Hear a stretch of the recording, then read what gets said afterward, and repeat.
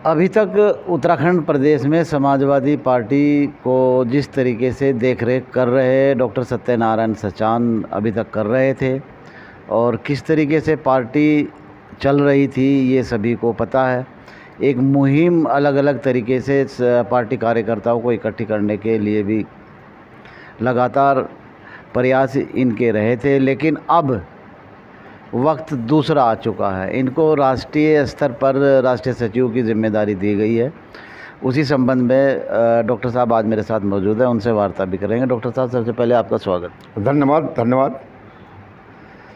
Doctor साहब, कैसे ये सब बदलाव अब आगे आएगा, क्योंकि आप एज ए कस्टोडियन की तरीके से उत्तराखंड समाजवादी पार्टी को देख रहे थे और काफ़ी जद्दोजहद भी आप लोगों ने की और मंजिल तक भी जाना पहुंचने की काफ़ी कुछ कोशिश की, लेकिन अभी मंजिल दूर है और आपका अचानक राष्ट्रीय कार्यकारिणी में जाना जो राष्ट्रीय अध्यक्ष जी हैं उन्होंने आपको वहाँ की जिम्मेदारी दी, तो यहाँ की कौन कौन सी जिम्मेदारियाँ ऐसी हैं जो वहाँ रहते हुए पूरी करेंगे? देखिए, समाजवादी पार्टी के राष्ट्रीय अध्यक्ष माननीय अखिलेश यादव जी का एक विजन है और विजन साफ है। उत्तर प्रदेश एक बहुत बड़ा सूबा है और दिल्ली का रास्ता उत्तर प्रदेश होकर के जाता है। समाजवादी पार्टी वहाँ बहुत मजबूत पार्टी है। अब माननीय राष्ट्रीय अध्यक्ष जी का जो मिशन है वो दूसरे प्रांतों में किस तरीके से समाजवादी पार्टी को मजबूत किया जाए, उन प्रांतों में किस तरीके से गांधी की सहिष्णुता, अंबेडकर का सामाजिक न्याय और लोहिया का संघर्ष पहुंचाया जाए, समाजवादी आधार पर सोच के युवा डेवलप किए जाएं, ताकि जो देश में एक अराजकता फैल गई है, एक सांप्रदायिकता का माहौल है, एक अस्थिरता का माहौल है, उसको कैसे सुधारा जाए, ये माननीय राष्ट्रीय अध्यक्ष जी का लक्ष्य है। माननीय राष्ट्रीय अध्यक्ष जी ने हमको निर्देशित किया कि मैं राष्ट्रीय अध्यक्ष जी के प्रत्येक काम में जो भी हमको दें मैं उनका साथ दे करके निभाऊं।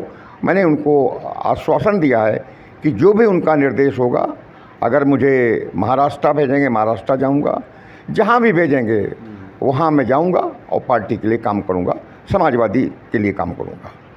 उत्तराखंड का क्या होगा?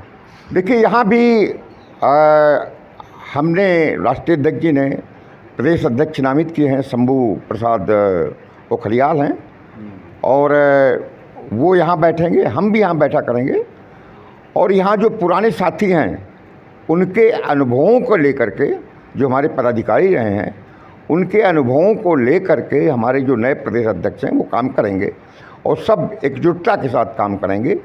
और क्योंकि जो हमारे पास इस समय साथी हैं वो समाजवादी पार्टी और समाजवादी दर्शन और माननीय अखिलेश यादव जी से प्रभावित हैं, तो मैं समझता हूं कि एक अच्छा कार्यक्रम शुरू होगा और हम लगातार प्रदेश अध्यक्ष की मदद करेंगे। जहां जहां भी ज़रूरत पड़ेगी मैं उनकी मदद करूंगा। विश्वास कैसे हासिल होगा? अभी तक जो एक लंबा अरसा गुजरा है उसमें कुछ दूरियां भी रही हैं। देखिए,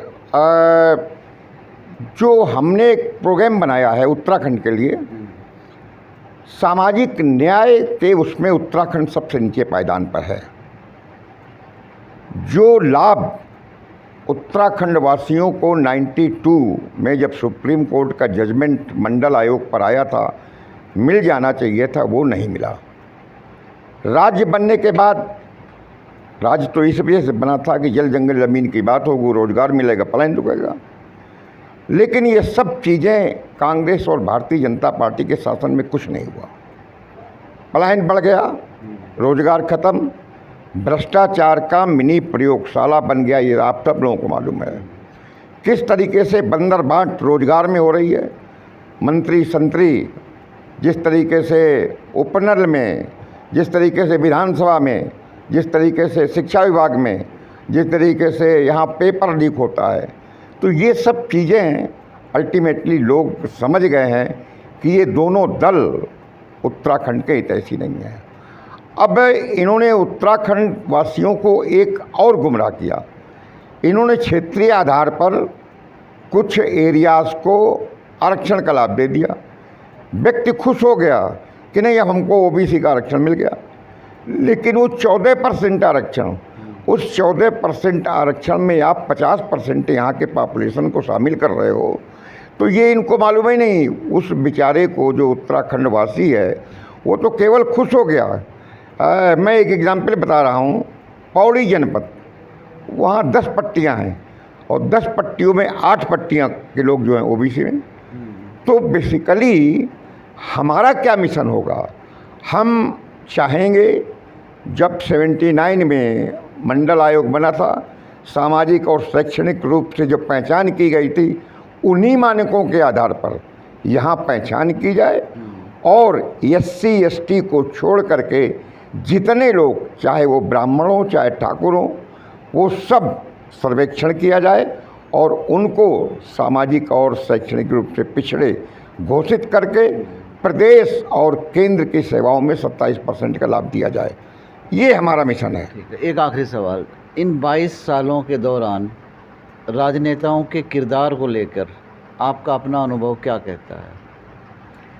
देखिए, मुझे याद है जब उत्तराखंड के लोगों ने उत्तराखंड मांग की बात उठाई थी, मैं काशी सिंगैरी जी का, जसवंत सिंह बिष्ट, ये दोनों MLA थे और हमारी पार्टी के विनोद बर्थवाल जी थे, उत्तर प्रदेश उस समय था। माननीय राष्ट्रीय अध्यक्ष जी से वार्ता की तो माननीय राष्ट्रीय अध्यक्ष जी मुलायम सिंह यादव जी ने, उस समय के मुख्यमंत्री भी थे, उन्होंने एक सवाल किया था कि आप बताइए कि परमार की हैसियत का आपके प्रदेश में कोई है? सब लोग चुप हो गए थे। लेकिन उसके बावजूद भी ये देश का पहला राज्य है जहाँ पर जनमत संग्रह पूरे 10 महीने माननीय मुलायम सिंह यादव जी ने मुख्यमंत्री के रूप में कराया था और 8 पर्वतीय जनपदों का राज्य कौशिक समिति बना करके केंद्र को भेजा था। तो नज़रिया जो यहाँ देखा कि जब राज्य बन जाता है, तो आपने पूछा कि यहाँ के नेताओं के बारे में आपका क्या नज़रिया है, तो सबसे पहले नेता पलायन करता है। अगर विधायक बन गया, ब्लॉक प्रमुख बन गया, तो कुमायूं मंडल के हल्द्वानी में आ जाते हैं और गढ़वाल मंडल के देहरादून हरिद्वार में आ जाते हैं, पलायन कर जाते हैं। वो उसके बाद सुरक्षित सीट डोईवाला, ऋषिकेश, सहसपुर, लोकसभा के सीट नैनीताल और हरिद्वार में ढूंढने लगते हैं। और बेसिकली इन नेताओं का मेरा ये चार्ज है कि बेसिकली कांग्रेस और भारतीय जनता पार्टी के जितने नेता हैं उनको उत्तराखंड से सरोकार नहीं है, उनको कोई मतलब नहीं है कि पलायन। अगर ये सब विधायक जो हैं यहाँ अपने क्षेत्रों में रहें तो वहाँ स्वास्थ्य शिक्षा अच्छी होगी, लोग वहाँ पर प्रशासन दबेगा। प्रशासन तो बैठा है यहाँ, विधायक बैठा है यहाँ, सचिवालय यहाँ, सब कुछ यहाँ है। और जो जिलाधिकारी जो भी है ऊपर, तो उनको मालूम है कि विधायक तो यहाँ रहता नहीं है, तो उनके बच्चे भी देहरादून या हल्द्वानी में पढ़ते हैं और वो 2-4 दिन के लिए जाते हैं, उसके बाद अपना टूर बना करके वो कहते हैं कि हम तो वहीं पर हैं। और वास्तविकता क्या है, जो ब्यूरोक्रेसी है, अकाउंटेबिलिटी नहीं है, नेताओं की अकाउंटेबिलिटी नहीं है। समाजवादी पार्टी की अगर सरकार आती है तो सबसे पहले अकाउंटेबिलिटी नेताओं की सुनिश्चित की जाएगी और अकाउंटेबिलिटी ब्यूरोक्रेसी की होगी। शुक्रिया। चलिए, एक जिम्मेदारी यहाँ पर थी और अनुभव के आधार पर आगे के लिए बढ़ने का एक कोशिश आगे के लिए उत्तराखंड में अपने पैर जमाने की जाएगी और पूरा एक सपोर्ट जो राष्ट्रीय नेतृत्व का मिलना चाहिए, जो एक कमी थी उस कमी को पूरा करने के लिए डॉक्टर सचान पूरी तरीके से प्रतिबद्ध हैं। आगे 2024 भी आने वाला है और 23 में निगम के चुनाव भी हैं। क्या कुछ रणनीति रहती है, ये आगे आने वाला वक्त बताएगा।